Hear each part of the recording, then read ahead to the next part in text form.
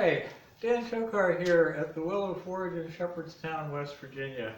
Today on a Blacksmith's Dictionary, we're going to cover soft metals. Specifically, all of the weird things that you may or may not use in your blacksmith shop. But we're all sort of familiar with them, and you may or may not know how to tell them apart or what they are. There's a lot of confusion about some things. So I'm going to give you an overview and a couple of tips about identifying some of it so that you know what you're working with and hopefully what you can get away with doing with it. Okay, I'm going to show you some of the tools you can use to sort out what your mystery metal is. If you've ever wondered what these funny numbers and letters on a pencil are, they're the gauge of how hard the pencil lead is, the graphite and clay that's used. They're very carefully gauged for the hardness so that you can draw the same line over and over again with whatever set of pencils you've got. The higher the B number, the softer the pencil. The softest one in this set is an 8B, and the hardest one in this set is a 2H, which is a very hard pencil. Like this writing pencil is a 2HB. So what does that mean in practical terms? Well, I'm sure we've all gone to yard sales, flea markets, auctions, and come across mystery ingots of lead or some kind of lead alloy that some helpful person has melted down and made into these cute little ingots in their very own ingot mold. And you have no idea what went into the pot. It could be old plumbing lead, it could be solder, it could be wheel weights, it could be melted down range lead from shooting ranges, it could be fishing sinkers. You could even run into a few people who have melted down old pewter or heaven help us, whatever else they could melt. So you've got no clue. What is this? Well, the first thing you do is you look at it and you see what the surface looks like. This surface is kind of rough. It's not a smooth surface. It's got a little bit of speckle to the casting surface. Tiny little crystals. So that probably means it's not pure lead. So to test it, I would take one of these pencils. I'll start off with a fairly soft one. Like there's a 5, that's a 5B pencil. And I will find a spot that's relatively clean, and you see when I rub the pencil against there, it does the normal pencil thing. You scrape the graphite off, and you feel to see if there's any scratch. You look to see if there's any scratch, and you see that the ingot has not been scratched.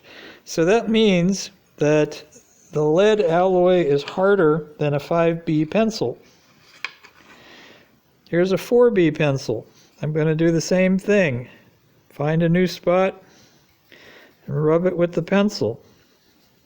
Then feel it, rub my fingernail along there. There's no scratch. It made a pencil mark, but it didn't scratch the ingot. So you go to a harder pencil, and here's a 3B pencil, and I rub it there. I rub that off, and you see right there, there is a scratch. The lead of this pencil, the pencil lead, which is really graphite and clay, is hard enough that when you work it against the lead, it leaves an actual scratch. You can see this scratch right here. So that means that whatever this alloy is, it's as hard as a 3B pencil. Now I have this chart, which I found years ago, and I will also put it in the description, and it relates the hardness of the pencil to the probable alloys. So if you look up 3B on this scale, 3B is a Brunel hardness. That's what BHN is. That's Brunel hardness of 10, which is likely to be a 20-to-1 lead tin or wheel weight alloy.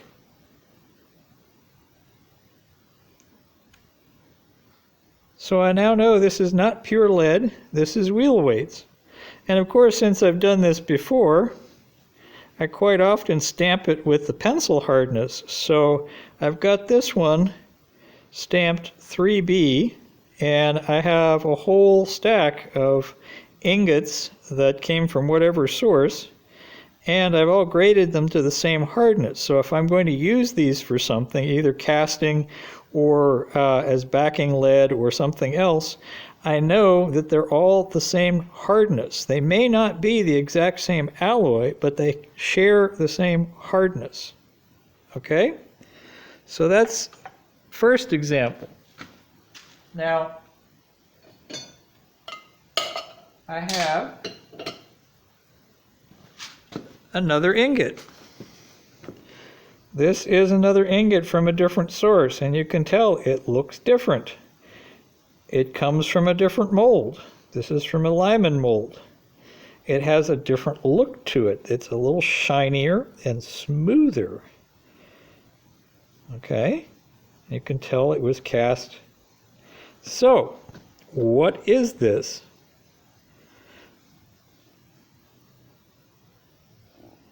Well, we start off with the pencils. That's a 5B pencil. This 5B pencil, whoops, look at that. This 5B pencil actually scratches this ingot. So that means that this is softer than a 5B. Now here's a 6B. We'll see if this one actually scratches the ingot. Look at that. I can actually poke it.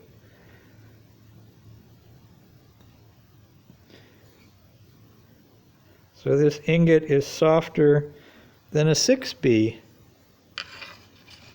Go to a 7B. Find a clean spot. I poke it. You see, I'm still scratching the ingot. So this ingot is softer than a 7B. There's an 8B. Look at that. I can actually scratch the metal with an 8B pencil. So again, we go back to our handy chart. You see, 6B is pure lead. That's a Brunel hardness. The Brunel hardness of this lead is below what the chart says is pure lead. So this is probably pure lead.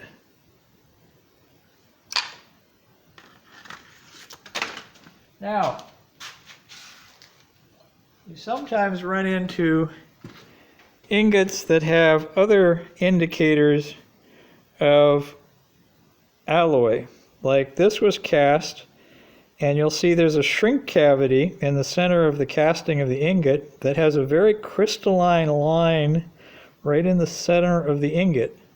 That generally tells you that this was some kind of an alloy, because one part of the alloy actually froze before the other, and you got a dendritic, a crystalline separation right in the center of the ingot. All right? So we're going to start off with something relatively hard then. There is a B pencil. So I'm going to see if the B pencil scratches this. It does. I scratched it with a B pencil. There's a 2B pencil.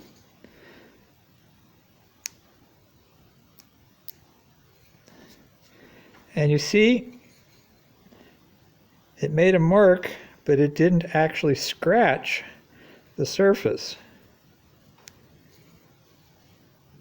So that means that this is somewhere around a B to 2B hardness. Okay, so I'll grab my handy chart again, which of course has escaped onto the floor, and you say B to 2B, and that says range scrap or wheel weights with 2% tin quenched range scrap. So this is fairly hard stuff if you were casting bullets, because it's range scrap or as hard as wheel weights.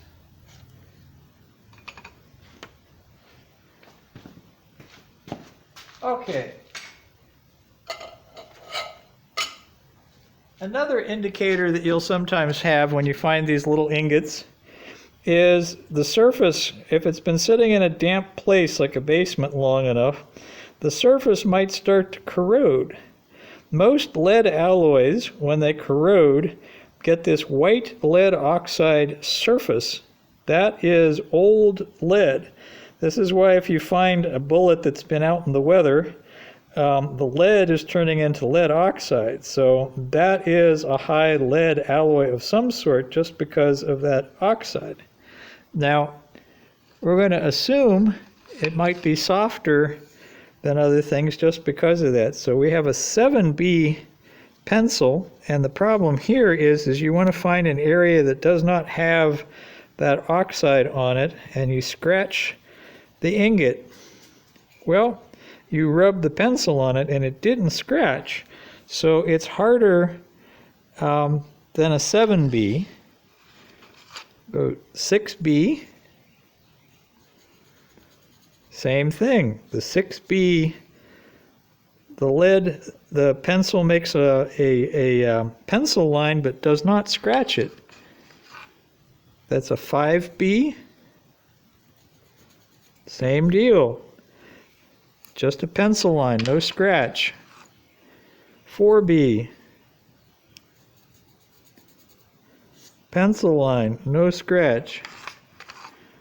3B,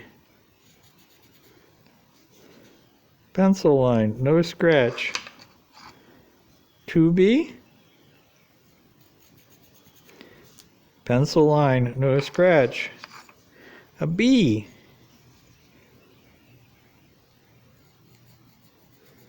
it's a pencil line with no scratch. An HB,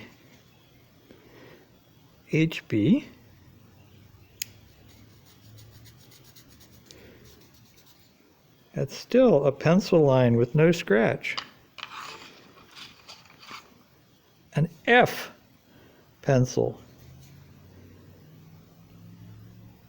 And look at that. The F pencil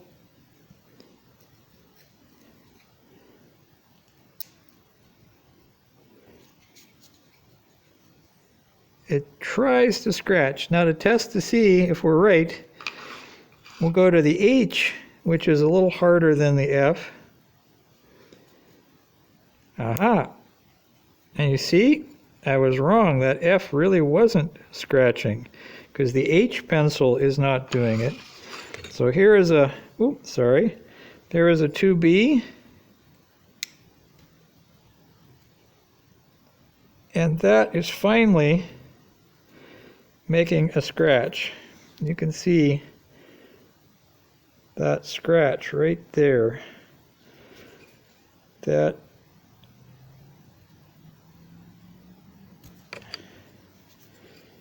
is an actual scratch, not just a lead line. So that means it's a 2H, and 2H is quenched wheel weights or monotype.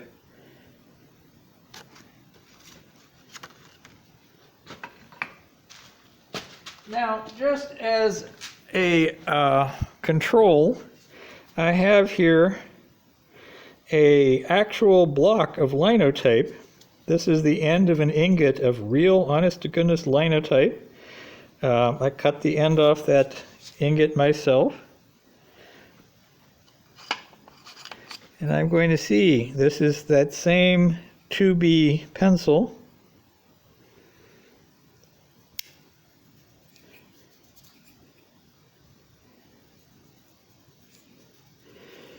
And it really doesn't scratch it. So linotype is just a little harder than a 2H pencil. Okay. Now we get into other things. Like, here is an ingot. It's very shiny. And you'll notice that there are a lot of little sparkly crystalline looking things on this nicely fresh cast ingot. You say, what would make all of those little sparkly kind of things on top of the ingot? What could that be? And how hard is it? So you take your 2H pencil, figuring it might be kind of hard. You say, wow, the 2H pencil doesn't touch it.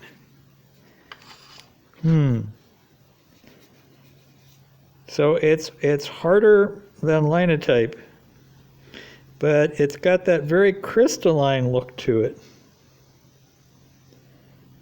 Well, that's the giveaway, because zinc is harder than linotype, and its telltale is that it loves to make little crystals when it freezes. If you've ever looked at a piece of galvanized sheet metal and seen those snowflakey crystals, it's because zinc likes to make crystals. I have an ingot here of zinc, which I broke in half, stuck it in the vise and broke it. And if you look at the kind of crystalline break that has, big shiny crystals, okay, that, and it's helpfully labeled zinc because I stamped that. I made this myself out of some zinc that I knew was zinc. So one of the telltales with zinc is that it's hard enough that rather than bending, you'll get a crystalline break. Most lead alloys, if they break at all, have a much more stretchy kind of a break. I mean, this broke cleanly, and it broke with a very hard, brittle, crystalline structure. Now, if you go a little harder and higher up, you run into Babbitt Metal. And this was very helpful in that this is an original ingot of Babbitt, and in order to make sure people didn't confuse one thing with another, they actually cast the letter B into the ingot. This is a big old ingot. They used to use Babbitt in the bearings of machines like trip hammers and line shaft equipment and some early cars and farm equipment. It's that white lining metal that you'll see on the inside of a bushing or a bearing. It is very hard, and it's made up of tin, lead, antimony, and copper.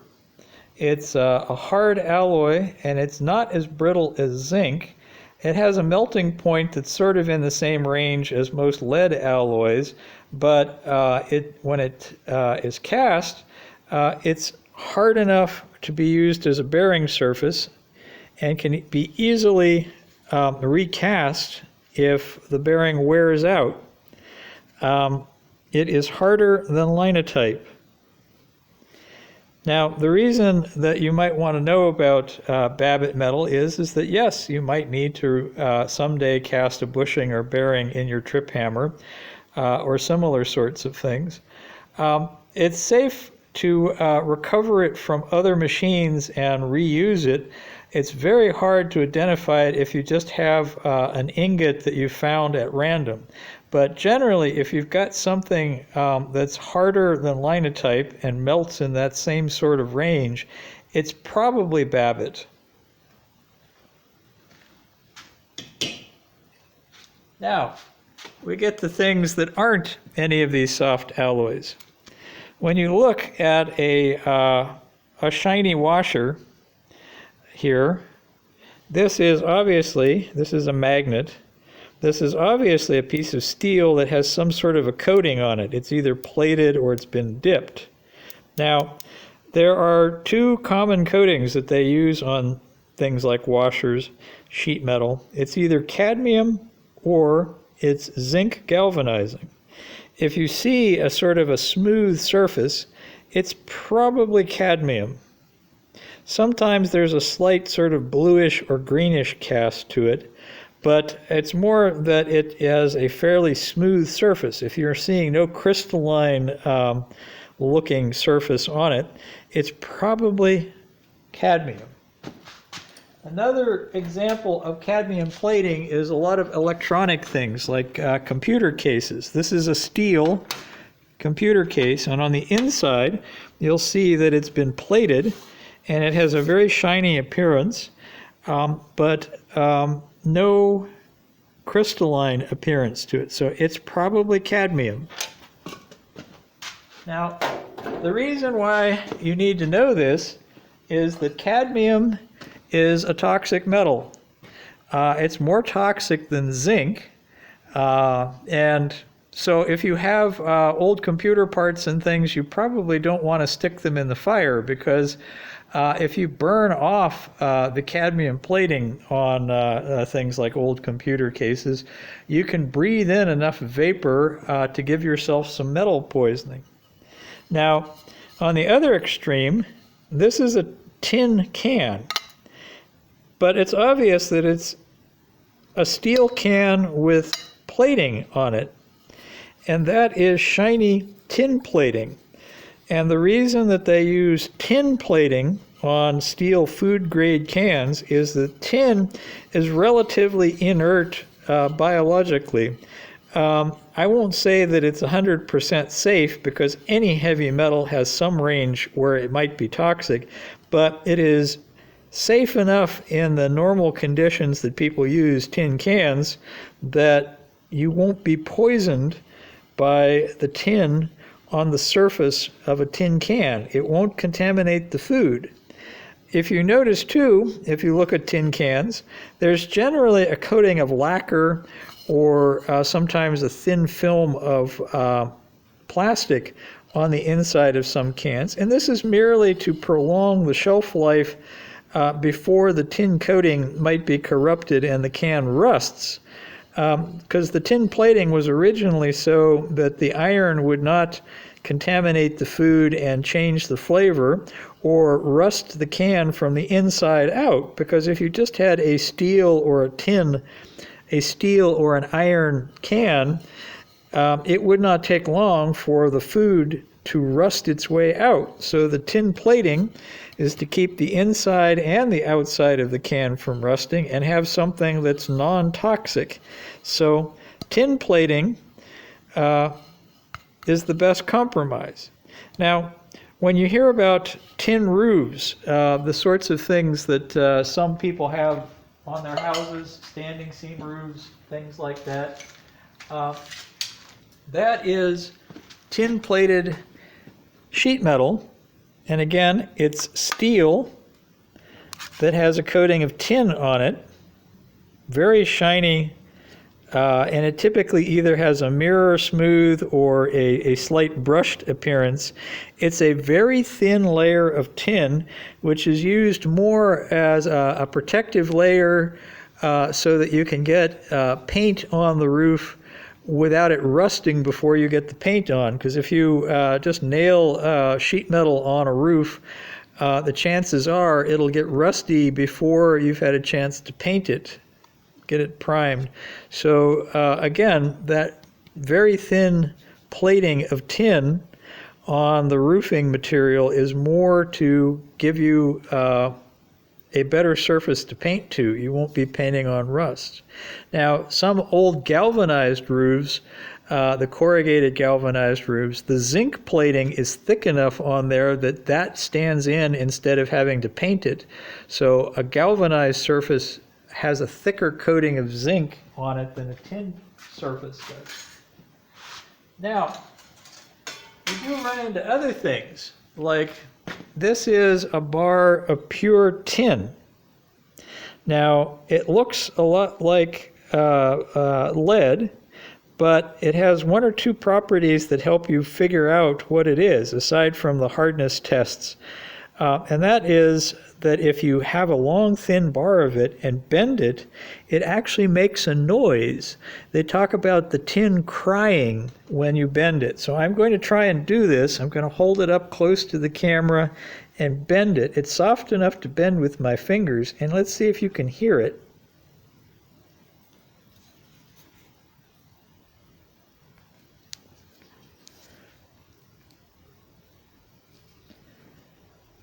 Well, I don't know if my camera is good enough. I don't know if we got that or not. But anyway, one of the things you can see from that, though, is that it is almost as soft as lead. You can bend it fairly easily. A piece of lead like that would bend almost with no effort. A piece of tin is a bit stiffer. It also tends to not corrode in just normal air, that a bar of tin will stay shiny longer. The other thing you find with tin and lead is solders, because if you combine tin and lead together, they make an alloy which has a lower melting point than either one of them. So you can have tin and lead solders that melt several hundred degrees below the melting point of either the tin or the lead. Pure lead is something over 600 degrees. So this is one reason why tin and lead solders are so popular. Now, there are other metals that you're less likely to run into, like this is a sheet of pewter. This is modern lead-free pewter, sort of thing that they make cups and bowls out of in the modern world. It's an alloy of tin, antimony, a little bit of copper, but it's better than 90% tin. It has a melting point something like 350, 400 degrees, depending upon what the alloy is. But the important part is that modern pewter does not have lead in it, and it has a very white, almost aluminum kind of appearance. It's fairly soft. It's not as soft as any of the lead alloys. You can scratch a polished surface very easily, get that sort of satin look to it, but it's generally not as soft as any of the lead alloys that you're going to run into. Now, the important thing is that if you're going to make anything that's food grade, you have to be absolutely sure of your alloy. People make claims of having home tests for lead for metals to see if they're safe to use. And I tell you flat out that the sensitivity of most of the lead tests that you could do at home is not good enough to trust. If you are going to make pewter stuff or do tinning for copper pots for food use, cooking use, you have to buy certified, original, guaranteed lead-free material. This is not only a safety issue, it's a liability issue. If somebody gets sick or injured because you made a tankard out of a lead-bearing pewter alloy, they can get very ill from that. I mean, you can get all sorts of terrible things from lead exposure. It's not just brain damage, nerve damage. You can also hurt people's kidneys. People with high blood pressure can have a lot of problems with lead contamination. So I tell you straight out, this is a piece of pewter that I know is lead-free because it came from a manufacturer with a certification. If you just pick something up at a yard sale or a scrap yard, you cannot trust it for food use. You have to use clean material that you absolutely know where it came from. The other stuff, say you find old pewter at a yard sale or an auction, yes, you can make that into other things. If you want to cast that alloy and use it to make ornaments or buckles or badges and other things that might be worn on a hat, that's fine. But you can't use it for anything like spoons or bowls or mugs or tankards, things like that. Really, this is not a joke. But anyway, part of the problem you may run into if you're just out and about is that it's hard to tell one thing from another. Like, this is the pewter plate, and this is a piece of aluminum. And if you look at each of those, it's real hard to tell a clean piece of pewter from a clean piece of aluminum. The pewter is about twice as heavy for the same size as the aluminum, so the weight will give you a clue. The magnet doesn't stick to either one of them. There is a difference in what they sound like. So if you take a piece of aluminum and find a balance point and tap it with a hammer,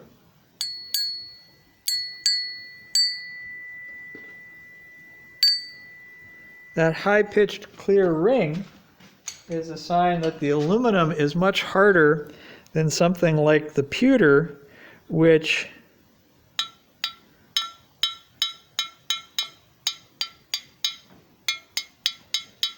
you hear that sort of soft thudding noise. That is a fairly good indicator that it's not aluminum. Now, here is a cast bar of aluminum, which is not pure aluminum. It's some sort of an aluminum alloy. It's still sort of soft and shiny. But you tap it, and it does not quite sound like the pure bar of aluminum. And this is where you get into alloys like pot metal that are aluminum zinc alloys. The zinc, as we saw before, is very crystalline, and it likes to make alloys with aluminum, which have a lower melting point. And you'll see on the broken end of this bar, this ingot, that it has a very sort of rough, frosty appearance. That's one way you can tell that it's probably an aluminum alloy that has zinc in it, what I would call a pot metal. But there are a lot of injection molded parts that are made from alloys like this because it's relatively cheap and easy to do injected molding castings. It melts at a nice temperature.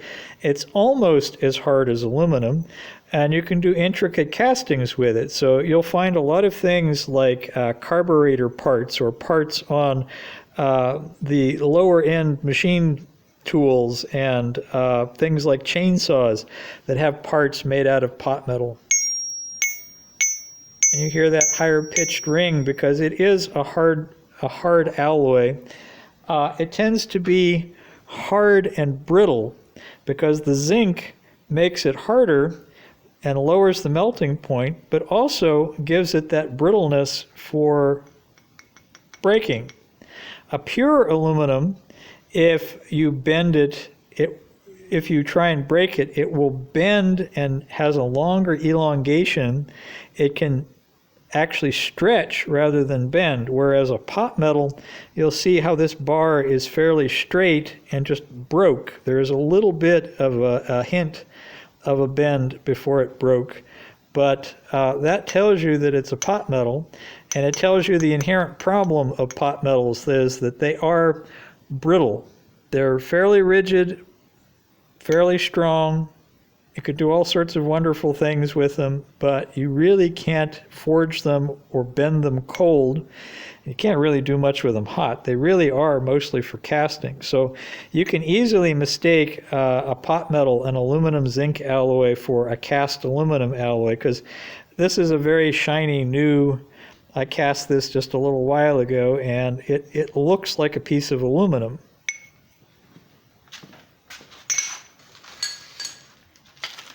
There are other white metals, soft, lower melting point metals that you might run into. And just as an example, I have some pure bismuth here. And the really low temperature soft solders are generally bismuth alloys.